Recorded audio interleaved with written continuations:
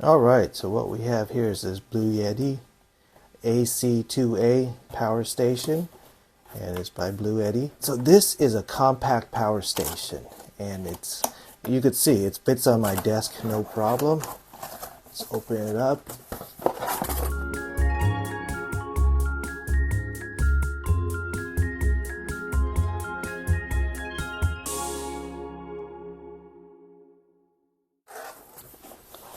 Alright.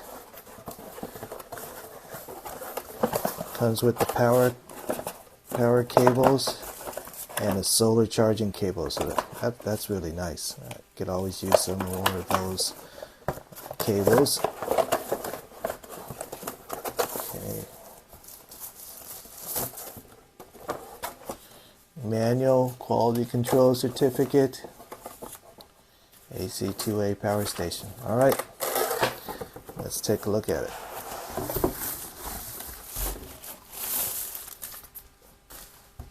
Wow, look at that. Look at this nice little box. Let's measure it.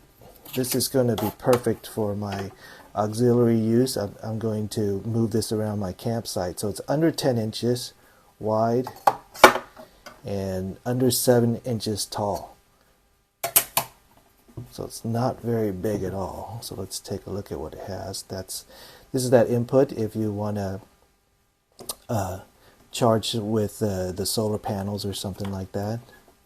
There's an accessory DC switch, AC, power, 3 USBs, 2 A's and 1 C, 2 AC ports, and this is where you would plug in that other cable if you want to charge it through the wall. And one thing I really like about these Bluetti stations is that it comes with this generic power cable. So if you lose this, you're going to be okay, because this is the same type of cable that a lot of computers come with. You know, it's a very generic cable, and it doesn't require a power brick, a separate brick.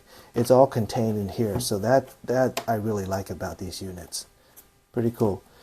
So there's a grounding, earth ground if you need to have an earth ground.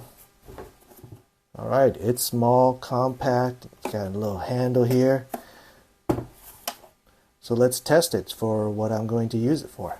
Alright, so I plugged this in and it comes 33% charged. It just went to 34, but the display is nice and clear. I like it, and it's got a range on the percentage, which I also really like. So right now it's charging at 261 watts input. So we're going to charge this up and then we're going to test it out. Alright, now that it's 100% charged, 9900, that's about the same to me. Okay, let's unplug this. So I'm going to test it using the one thing I'll be using it for the most, and that's charging my phone. Charging my phone in a various equipment. Now this phone is completely dead. Plug it in there. Oop, let's turn on the DC.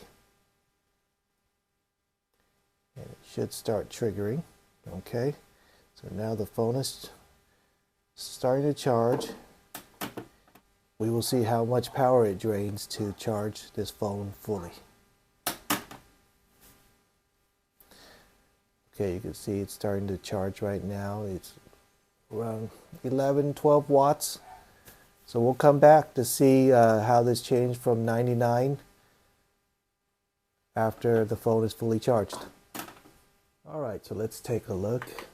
It's around 91%, so I used around 9%, and it's pretty much 100% charged now.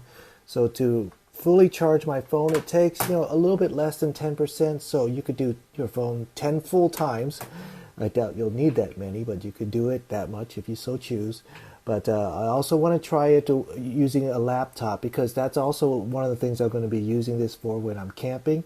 This is a 300 watt power station, so it should be able to handle my laptop battery, which does not hold a charge very long on its battery because the battery's old. So if I could plug into this, I could watch my favorite football team lose on a weekly basis like they often do. I'm joking, of course. But you can see it's using 85 watts right now. I'm going to turn this off so I don't get any copyright infringements. So with the computer running, I'm using 85 watts. So that's pretty good because, you know, some of these units can't handle a lot of power, but this one's up to 300, so my laptop is going to be fine. So I could watch the game all night. So this great little power station is going to allow me to charge my phones and run my laptops. So it should be a great addition to my camper build. I got one final touch. I need to put my logo on it.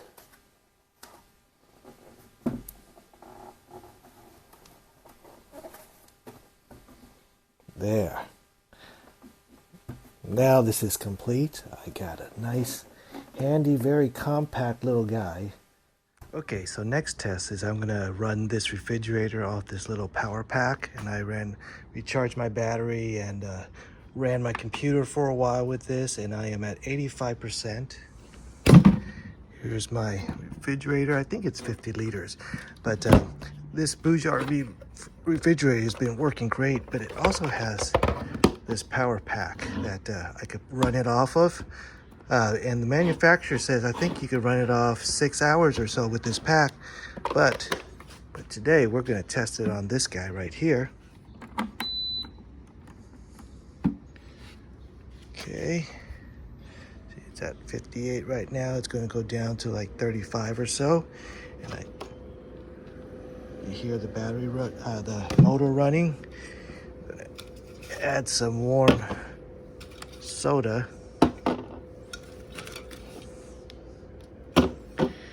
And then we're going to let this run throughout the day and see how much power is consumed. Right now this is warm, so it's going to be using a little bit more than just maintaining because this is warm, and I'm cooling it down. So we'll come back in a few hours and check it out. While it's cooling down, it is using only 26 watts. So that's not bad at all. When it's maintaining, of course, the refrigerator will shut down and it won't use anything. And then when it needs to cool down again, then it'll run up. Okay, so it's been a little over 5 hours. Let's take a look. 29%. Drinks are definitely nice and cold. You can see it's at 32 degrees now. So let's see, 29%, and it was 85. So that's around 55%. It went in 5 hours. So, you know, I think that's actually pretty good. You can see right now it's 0 watts because it's not being run right now. So it cools it to a certain temperature. When it warms up, it cools it back down. So it's not running all the time. But remember, I did have to run this from the very beginning. It was, I forgot what temperature, but it had to come down to 32. So it runs a little bit more than it normally would if you're just maintaining. So I'd say it's pretty safe to run this thing for like 10 hours or so. Yeah, that's pretty good.